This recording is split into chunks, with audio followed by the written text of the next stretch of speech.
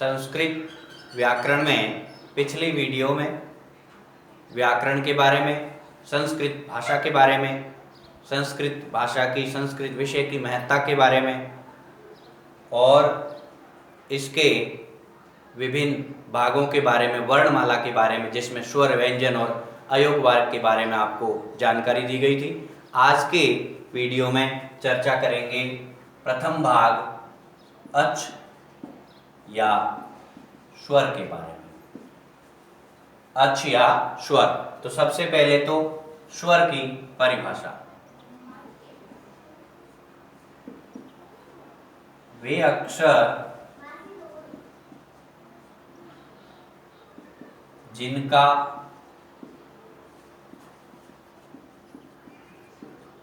स्वतंत्रता पूर्वक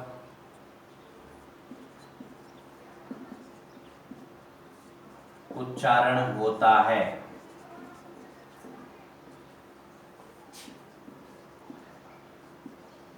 स्वर कहलाते हैं। समझ में आई होगी बात आपके। इसको और स्पष्ट करूं मैं तो स्वर अक्षर वे अक्षर है जिनका स्वतंत्रता पूर्वक उच्चारण होता है, अर्थात स्वर अक्षरों को, स्वर वर्णों को बोलने में किसी अन्य अक्षर की सहायता की आवश्यकता नहीं पड़ती है। और संस्कृत वर्णमाला में ये अक्षर 13 है, त्रयोदश 13 स्वर है। अब इन स्वरों को अलग अलग भागों में बांटा गया है, उसके बारे में बात करेंगे। तो आ गया अच या स्वर। अब इन स्वरों को 3 भागों में बांटा गया है, जिसमें पहला है ह्रस्व,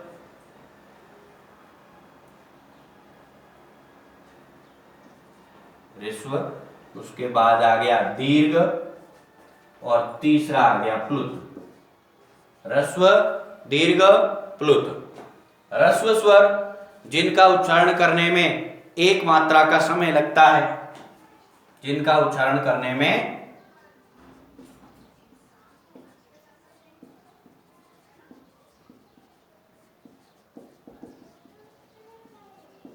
जिनके उच्चारण में एक मात्रा का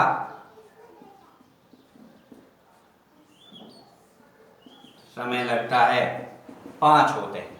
ह्रस्व स्वर है 5, दीर्घ स्वर है 8,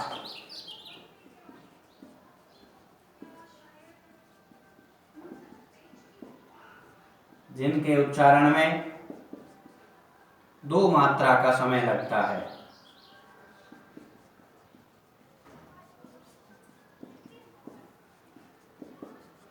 और फिर आते हैं प्लुत स्वर, जिनके उच्चारण में ये भी 8 है,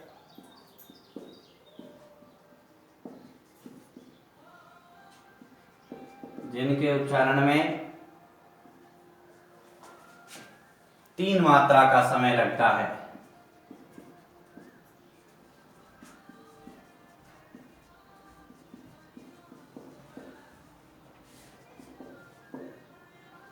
अब ह्रस्व स्वर 5 है, दीर्घ स्वर 8 है और प्लुत स्वर भी 8 है, जिनके उच्चारण में 1 मात्रा का समय लगता है, ह्रस्व स्वर हो गए। जिनके उच्चारण में 2 मात्रा का समय लगता है, दीर्घ स्वर हो गए। और जिनके उच्चारण में 3 मात्रा का समय लगता है, प्लुत स्वर हो गए। ह्रस्व स्वर में 5 है, अ, ई, उ,